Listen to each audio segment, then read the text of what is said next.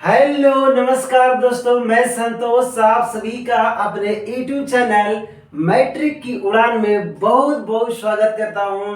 हार्दिक अभिनंदन है हमारे यूट्यूब चैनल मैट्रिक की उड़ान पर आप सभी को। तो जो भी छोटे छोटे भाई बहन 10वीं बोर्ड में पढ़ रहे हैं, मैट्रिक परीक्षा की तैयारी में जोर शोर से लगे हुए हैं, तो उनके लिए आज जो ये क्लास होने वाला है बहुत ही धमाकेदार होने वाला है। हमने अभी थोड़ा देरी पहले लाइव क्लास में आए थे, लेकिन वीडियो वहां ब्लर आ रहा था, इसलिए वहां हट करके ये रिकॉर्डिंग वीडियो थोड़ा देरी के बाद आपको मिल जाएगा।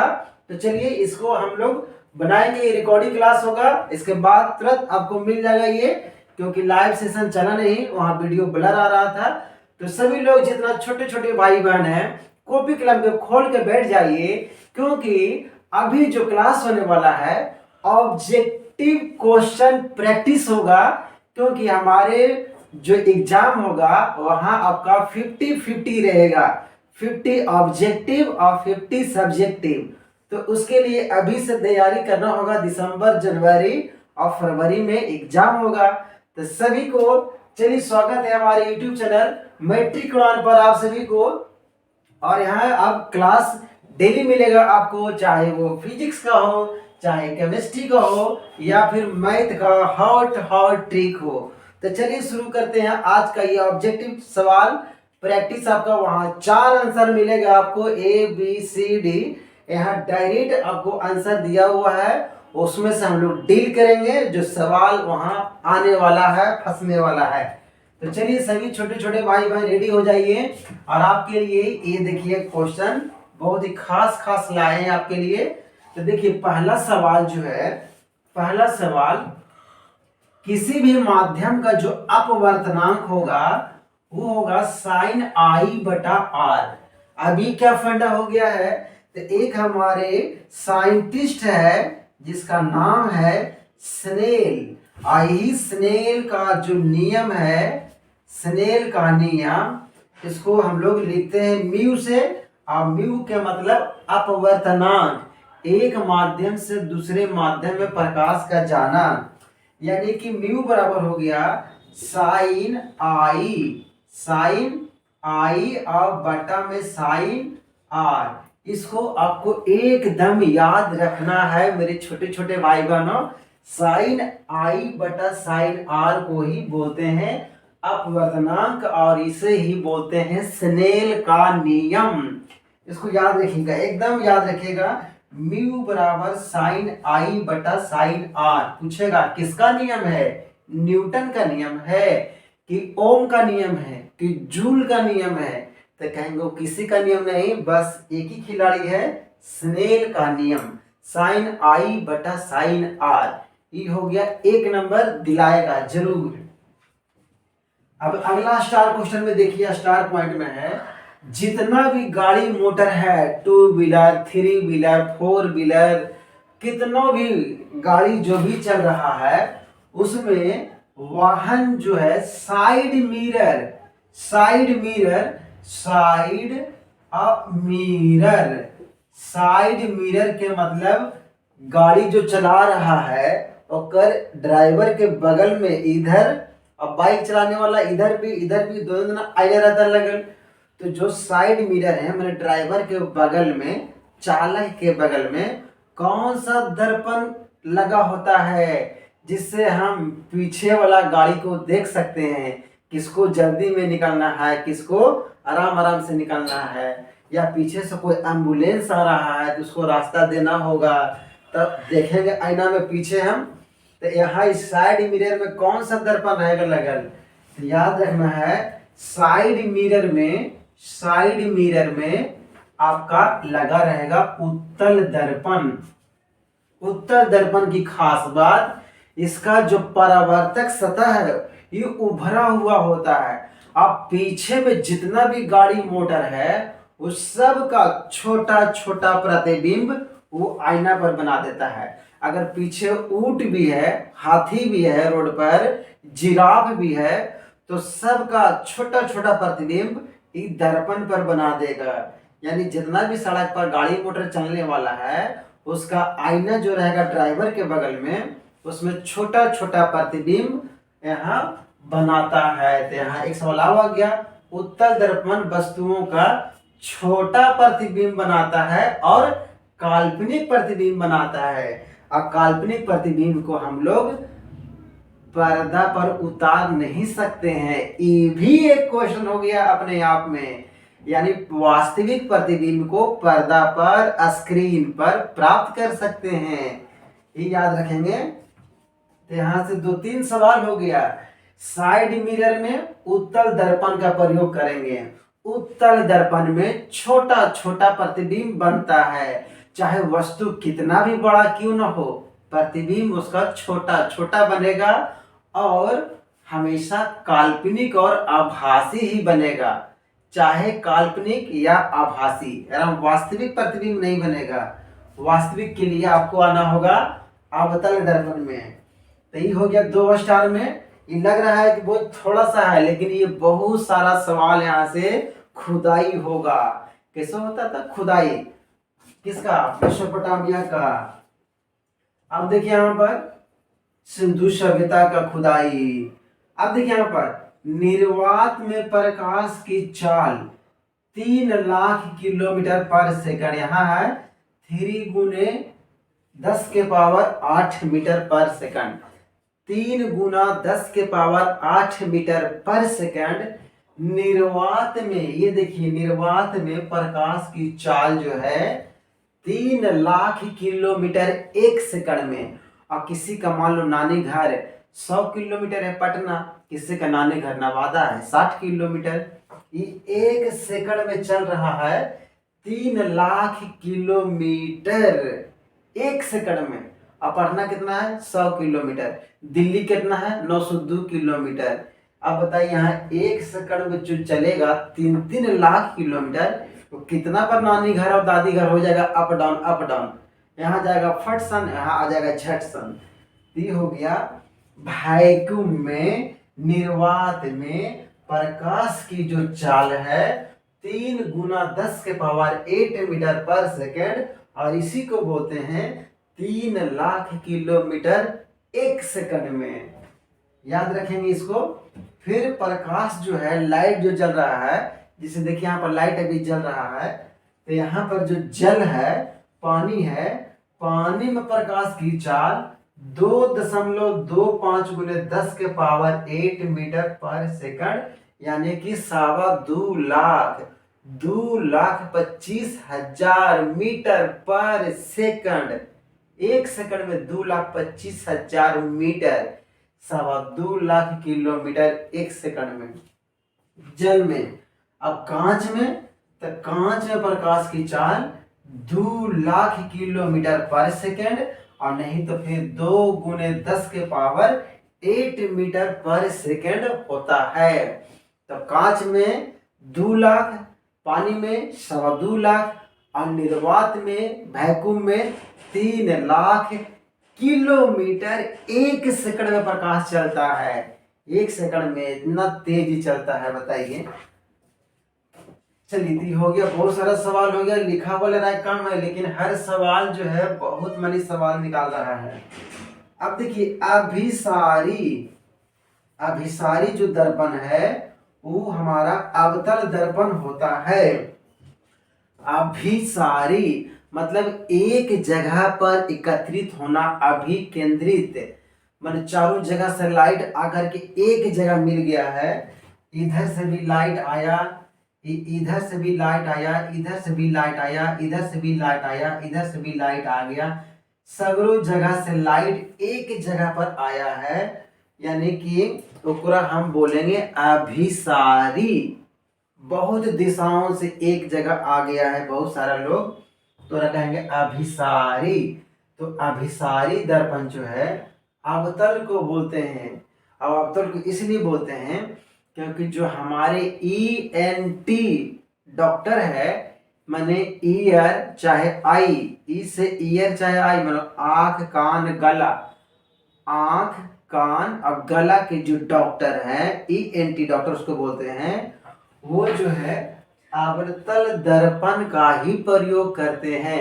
अब जैसे किसी का दांत जो है सड़ गया है, खोड़र हो गया है, तो दांत को देखना है तो दांत में कैसे अंदर टेबुल लगा के बैठेगा डॉक्टर, ऐसे ऐसे देखेगा कि उसके लिए कोई लाएगा मशीन है और देखे लगे दांत को, तो लाएगा अवतल दर्पण और ऐसे देख लेगा तो जो छेद छोटा छोटा सरसों भर का वो छेद जो है अवतल दर्पण में बड़ा बड़ा दिखाई देगा।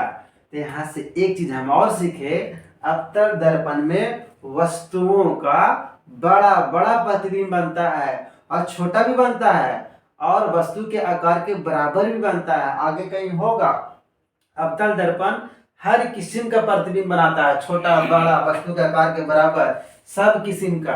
तो डॉक्टर से याद रखिएगा, डॉक्टर छोटा छोटा दांत में जो सड़न है उसको भी देखता है बढ़िया से, तो बड़ा दिखेगा तब दिखेगा। फिर दाढ़ी बनाने में छोटा छोटा जो दाढ़ी है वो भी अवतल दर्पण में बड़ा बड़ा दिखता है, यानी वस्तुओं का प्रतिबिंब बड़ा बनाता है।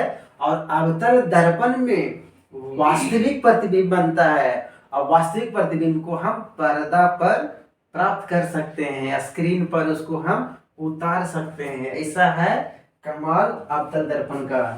तो ये हो गया अवतल दर्पण को ही हम अभिसारी दर्पण कहते हैं। और अभिसारी के मतलब एक जगह लदवा लदान कर देना, एक जगह लाके मोटरी पटक देना। फिर देखिए अपसारी, और अपसारी कहते हैं उत्तल दर्पण को। अपसारी के मतलब सब कुछ पसार के रख दो। अब जैसे गेहूं है सुखाना है तो छत्ता पर सब पसार दीजिए, धान पसार दीजिए, मिर्चाई पसार दीजिए। तो जगह हमको पसारना है, फैलाना है चारों ओर, तो फैलाने का काम उत्तल दर्पण करता है। अब जैसे इस सूरज की रोशनी से, जो सूरज है सन, उसका रोशनी से सलाई का काटी जल लगा। कैसे? जब आपके पास ऐसा ही रहेगा अभिसारी लेंस रहेगा, आर पार दिखे वाला दर्पण देने एक दिखता है, एक देने पॉलिश रहता है, लेंस बताएंगे आगे। तो अपसारी दर्पण उत्तल दर्पण को कहते हैं, अपसारी अवतल दर्पण को कहते हैं। अपसारी माने फैलना, अभिसारी माने सिकुड़ना। अब अपसारी लेंस देखिए ये है। अब चलिए आगे देखेंगे हम लोग अपसारी लेंस किसको कहेंगे। तो अपसारी माने फैलाना, तो फैलने वाला देखिए लेंस में उल्टा होगा। यहाँ अपसारी उत्तल, तो यहाँ अपसारी अवतल। लेंस में उल्टा मतलब देखिए अभिसारी है अवतल दर्पण, ये देखिए दर्पण है, अवतल दर्पण को अभिसारी दर्पण कहते हैं। मतलब एक जगह लाइट को केंद्रित करता है।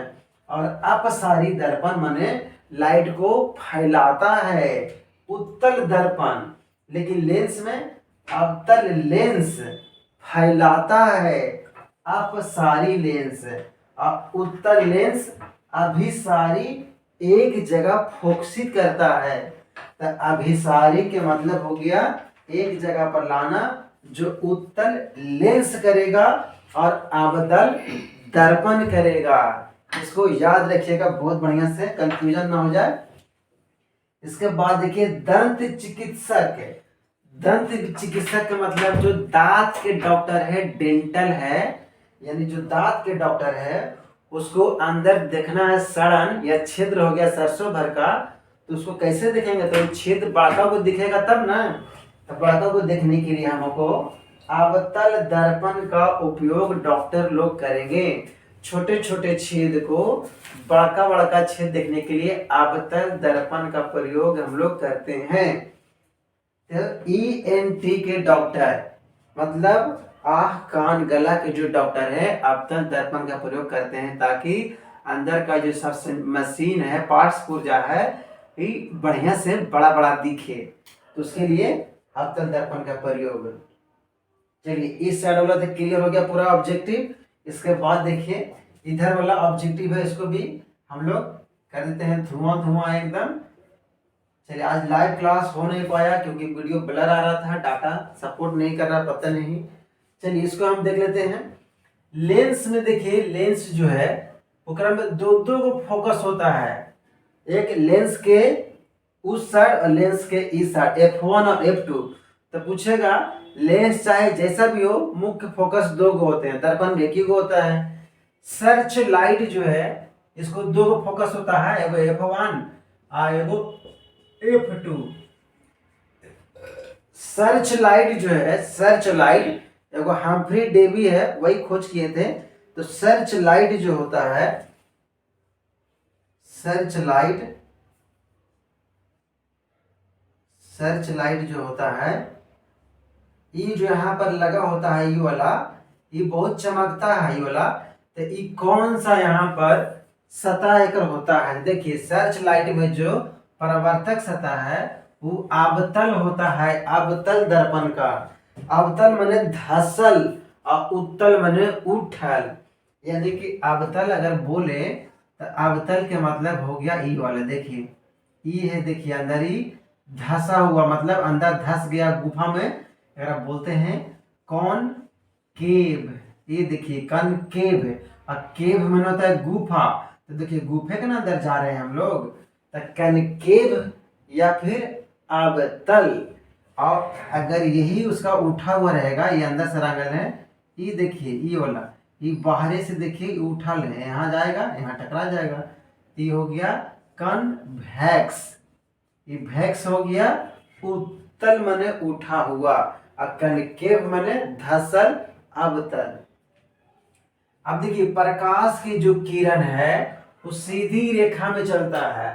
सनलाइट जो है, मोमबत्ती का लाइट, किसी का भी रोशनी है, सीधी रेखा में चलती है। अगर आपके पास वेंटिलेटर है कहीं घर में, या छप्पर है, छानी है, करकट वाला कोई भी है, तो कहीं पर छेद रहेगा तो ऐसे निहुर के देखिएगा तो लगेगा एकदम सीधे फोकस मार रहा है। ये हो गया सीधी रेखा में चलता है कौन? तो प्रकाश। फिर परावर्तन के और चाहे अपवर्तन के दो दो नियम होते हैं। इसका भी पूछेगा ऑब्जेक्टिव में, इसका भी, कि प्रकाश के परावर्तन के कितने नियम होते हैं? दो नियम होते हैं। पहला नियम, आपतित किरण, परावर्तित किरण और आपतन बिंदु पर डाला गया अभिलंब, तीनों को तीनों एक ही समतल में होते हैं। और दूसरा, आपतन कोण और परावर्तन कोण हमेशा हमेशा बराबर होते हैं। ये दो बात याद रखिएगा यहाँ पे। तो परावर्तन के भी दो नियम होते हैं, अपवर्तन के भी दो नियम ही होते हैं। फिर परावर्तन में आपतन कोण परावर्तन कोण के हमेशा हमेशा हमेशा बराबर होते हैं, कोण आई बराबर कोण आर। और इसको हम ऐसे भी कर सकते हैं परावर्तन में, परावर्तन में जो है हम लोग ऐसे भी कर सकते हैं। अगर ये आपका ये दर्पण हो गया यहाँ पर, यहाँ से ही आया और यहाँ से ही चल गया, तो यहाँ से ये वाला डाले तो ये वाला हो गया आई, इधर वाला हो गया आर। इधर हो गया आपतित किरण, आई हो गया परावर्तित किरण, आई हो गया आपतन बिंदु, आई हो गया अभिलंब। आपतित किरण और अभिलंब के बीच में आपतन कोण, परावर्तित किरण और अभिलंब के बीच में परावर्तन कोण बनता है। और आपतन कोण परावर्तन कोण के हमेशा बराबर होते हैं। चलिए अब देखिए यहाँ पर दाढ़ी बनाने में हम अवतल दर्पण का प्रयोग करते हैं। दाढ़ी शेविंग बनाने में, यानी कि सैलून के दुकान में अवतल दर्पण का प्रयोग होता है। क्यों? क्योंकि छोटी छोटी भी जो दाढ़ी है वो बड़ा बड़ा दिखाई देता है। तो यहाँ से सीखें कि अवतल दर्पण में वस्तुओं का प्रतिबिंब बड़ा होता है, छोटा छोटा दाढ़ी बड़ा दिखेगा। समतल दर्पण में प्रतिबिंब वस्तु के आकार का, समतल दर्पण, समतल प्लेन मिरर, जैसन वस्तु रहेगा 5 फीट के, प्रतिबिंब भी बनेगा 5 फीट के। प्रतिबिंब माने परछाई, ओकर छाया, यही है प्रतिबिंब। या फोटो खींचते हैं मोबाइल में, तो जो हाँ फोटो क्लिक होता है वो प्रतिबिंब में तो है, परछाई तो है। तो वस्तु के आकार की बराबर होता है कहाँ? समतल दर्पण में वस्तु का जो प्रतिबिंब है वस्तु के आकार के बराबर ही होता है और सीधा बनता है। और काल्पनिक बनता है चाहे आभासी बनता है, और दर्पण के ठीक सामने बनेगा। ये दर्पण है तो ठीक सामने बनेगा, यानी कि दर्पण के पीछे बनेगा। दर्पण के एकदम सामने कहिए चाहे एकदम इधर पीछे कहिए। अब अवतल दर्पण में प्रतिबिंब, देखिए ये अवतल दर्पण है। अवतल दर्पण कनकेव, केव माने गुफा, अवतल धसल वाला। तो ओकरा में जो प्रतिबिंब है वो आभासी भी बनेगा और काल्पनिक भी बनेगा, मतलब वास्तविक, रियल इमेज भी बनेगा और इमेजिनरी बनेगा। मतलब आभासी और वास्तविक, और आभासी का दूसरा नाम काल्पनिक है। तो दोनों किस्म का प्रतिबिंब अवतल में बनता है, और सीधा भी बनेगा, उल्टा भी बनेगा, बड़ा भी बनेगा, बराबर भी बनेगा, छोटा भी बनेगा, बहुत बड़ा बनेगा, बहुत छोटा बनेगा। यानी अवतल दर्पण एक ऐसा दर्पण है जिसमें हर प्रकार के प्रतिबिंब बनता है। मात्र अवतल दर्पण में ऐसा दर्पण है जिसमें छोटा बड़ा वस्तु के बराबर सब किस्म के क्रम में काल्पनिक भी और वास्तविक भी सब किस्म के प्रतिबिंब अवतल दर्पण में बनते हैं। चलिए हो गया, यहाँ पर एक आखिरी पॉइंट रह गया है। उत्तल दर्पण में प्रतिबिंब आभासी और सीधा, मतलब उत्तल दर्पण जो है उसमें प्रतिबिंब काल्पनिक और सीधा, अब बराबर और छोटा, अब बहुत छोटा बनता है। एक तरह से उत्तल दर्पण में हर घड़ी काल्पनिक प्रतिबिंब भी बनेगा, उसमें कभी भी वास्तविक प्रतिबिंब नहीं बनेगा। और जब भी बनेगा तो कभी छोटा तो कभी बहुत छोटा, न तो फिर वस्तु के बराबर भी कभी कभी बनता है।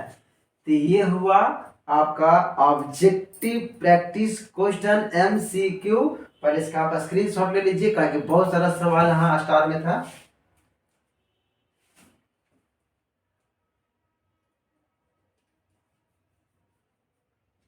चलिए ये हो गया आपका स्क्रीनशॉट। तो ये हो गया आपका बहुत ही शानदार टॉपिक, मल्टीपल चॉइस क्वेश्चन।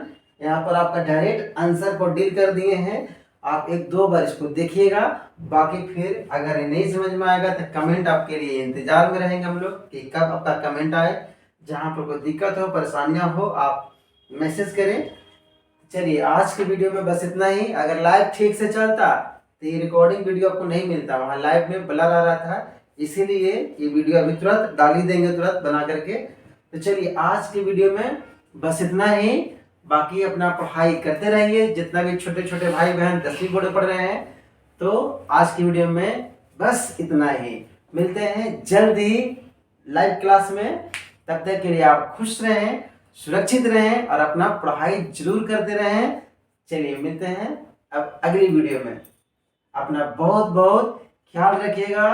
धन्यवाद और नमस्कार।